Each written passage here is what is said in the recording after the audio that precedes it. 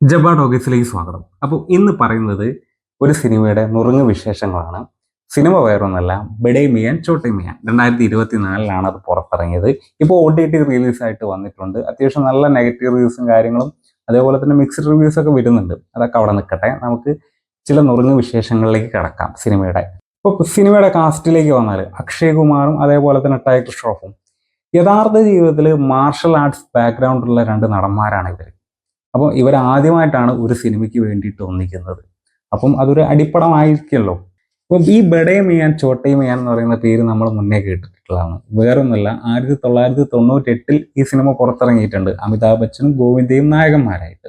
അപ്പൊ ആ സിനിമയുടെ എന്തെങ്കിലുമൊക്കെ റീമേക്കോ അല്ലെങ്കിൽ ആ സിനിമയുടെ ചൂട് പിടിച്ചിട്ടായിരിക്കും പുതിയ സിനിമ ചെയ്തിരിക്കുന്നത് എന്നാണ് നമ്മൾ ആദ്യം വിചാരിച്ചിട്ടുണ്ടാകുക.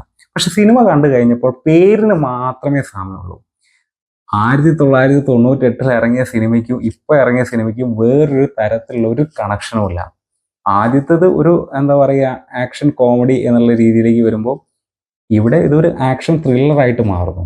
അടുത്തായിട്ട് പറയാനുള്ളത് എന്താ വെച്ചാൽ, 1998 ഈ ബഡേമിയൻ ചോട്ടേമിയൻ ഇറങ്ങിയല്ലോ. അപ്പോൾ അതിൽ അമിതാഭ് ബച്ചന്റെ വയസ്സ് എന്ന് പറയുന്നത് 50 കടന്നിട്ടുണ്ടായിരുന്നു. അതേപോലെ തന്നെ 30 വയസ്സ് കടന്നിട്ടുണ്ടായിരുന്നു ഗോവിന്ദയും.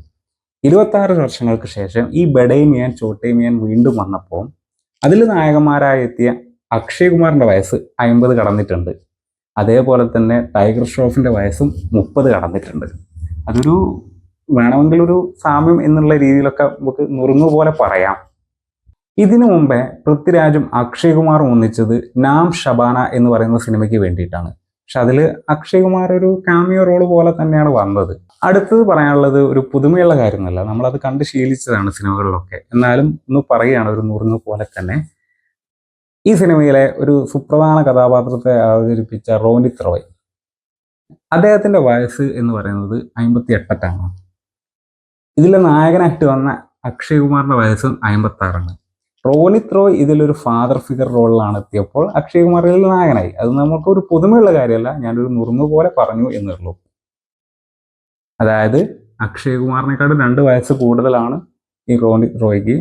അപ്പം ഒരാള് ഫാദർ ഫിഗർ റോൾ ചെയ്തു, മറ്റേയാൾ ആ സിനിമയിലെ നായകനായി. അത്രയേ ഉള്ളൂ. വീഡിയോ ഇഷ്ടമായാൽ ലൈക്ക് ചെയ്യുക, കമന്റ് ചെയ്യുക, ചാനൽ സബ്സ്ക്രൈബ് ചെയ്യുക. അപ്പോൾ അടുത്തൊരു വീഡിയോ ആയിട്ട് ജബ്ബാർ ടോക്കീസിൽ വീണ്ടും കാണാം.